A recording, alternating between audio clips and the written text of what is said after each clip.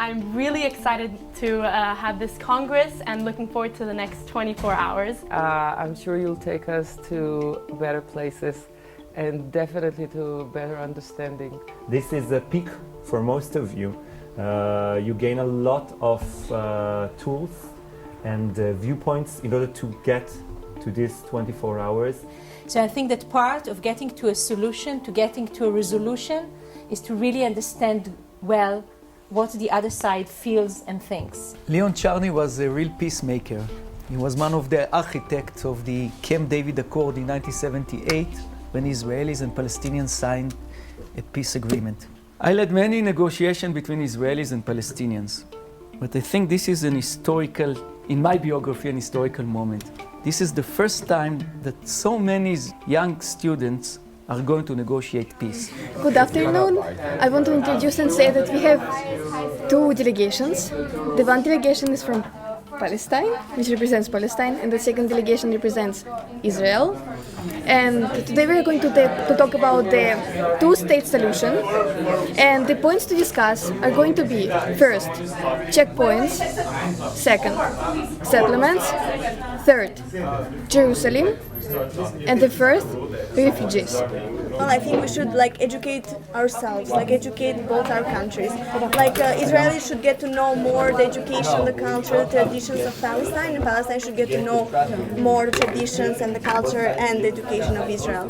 Is the Palestinian society ready mentally to accept learning about Jewish history, learning about Jewish religion, learning about Jewish culture? This first step can easily come through cooperation in one way or another. To cooperate for us to cooperate with the Israeli side would bring us a step closer into understanding the other side, to understanding you, to understand what your motives are, and then we can go further and learn about each other's cultures. We want to feel safe, and we want to prevent all the attacks that happen also in Palestine, in the country itself, but also the attacks towards Israel. So the reason of building settlements, it's not of owning the land itself. It's about security, protecting its people and the country itself, both of the countries. Checkpoints are essential, but if you've been checked for 3 or 4 times a day, well, they will be overwhelmed. Because when you cross 2 countries, definitely you're gonna have checkpoints. But in my opinion, the checkpoints are essential, but people cannot be checked that often. We're talking about Israel as a country now. But when Israelis get into Palestine, why don't you check them? If the people on the checkpoints are Israelis, and we see a lot of Israeli cars actually getting into Palestine, why don't they don't get checking their ID? If they have permits, ID, their actual ID, why don't they check their cars? But so, to make you feel better and to make this more stable, you want that when we come in with the Israeli coming both and crossing sides be checked. Be checked. You say Both sides. By who? If we're coming inside Palestine. By Israelis and Palestinians.